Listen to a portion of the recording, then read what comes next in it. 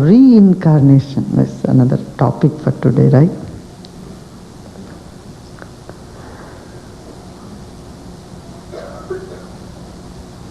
Reincarnation means coming again into body.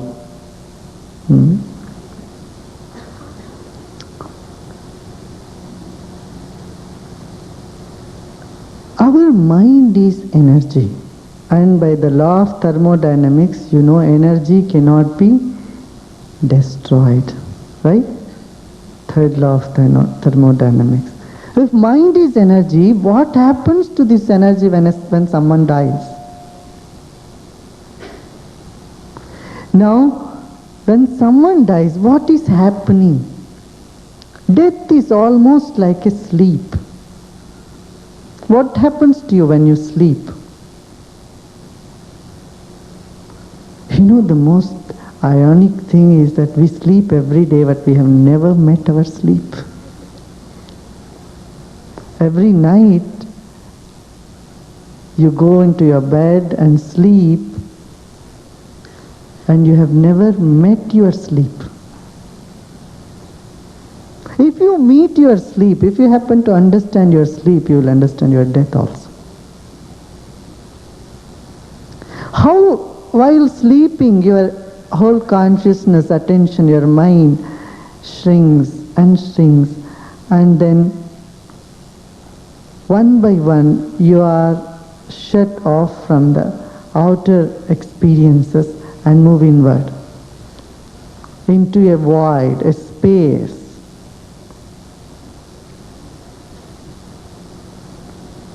And then how you wake up in the morning, the same energy, then the same consciousness which was shrunk now starts expanding, which opens up, and you wake up. And if you carefully observe the mechanism, the last thought that you get just before falling asleep becomes the first thought when you wake up.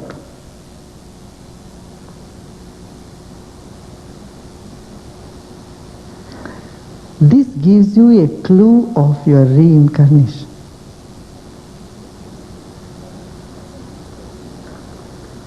The mind, which is full of different impressions, leaves this body, but the impressions remain with the mind like a balloon and waits for a proper or situation for the same mind to come down. And when there is a copulation, when there is a proper womb formation, then it just pulls that mind into that womb.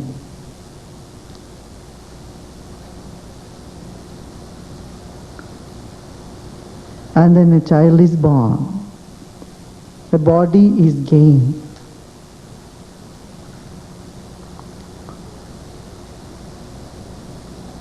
So it is that the last thought is more important. Whatever you do throughout your life, at least in the last moment, your mind should be free and happy. If you are happy in the last moment before you leave the body, then you get a better body next time. It is almost impossible to get an animal body after human birth. It's very rare, but still it is possible. If someone in the last moment keeps thinking about chicken, they'll be born in the poultry form. Because the last impression will be the strongest impression. And that impression in the mind will produce such a circumstance, a situation for the mind to take onto the body. You might have heard this tradition in England, also in Asia, China, India, also in some parts of Africa. Often people would name their grandsons or great-grandsons the same name as the grandfather. No? George V, George VI, and this is also true. Because when they die, before dying, the most strong impression in their mind is of their children or grandchildren.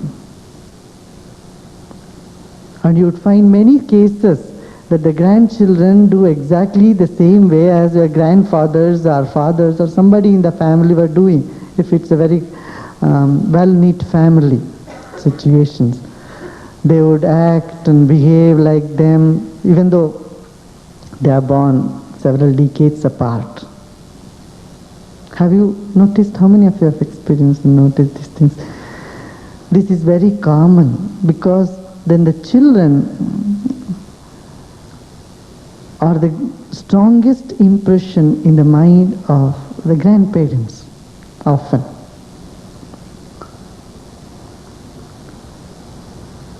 Strong impressions will create such a karma, because every impression is karma.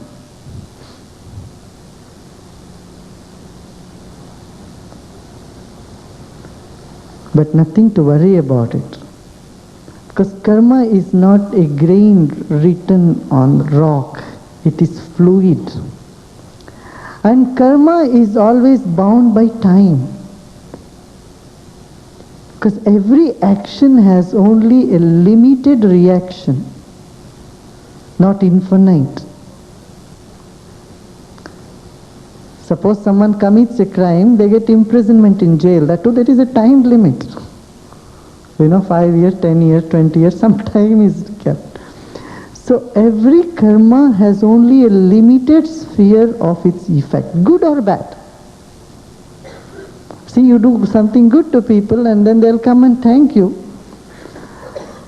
They are grateful to you, as long as they are experiencing that effect of it.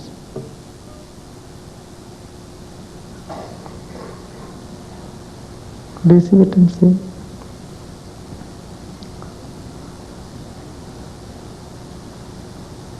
Karma is that which propels reincarnation. Stronger the impression, the nature of next life could be that, predicted by that.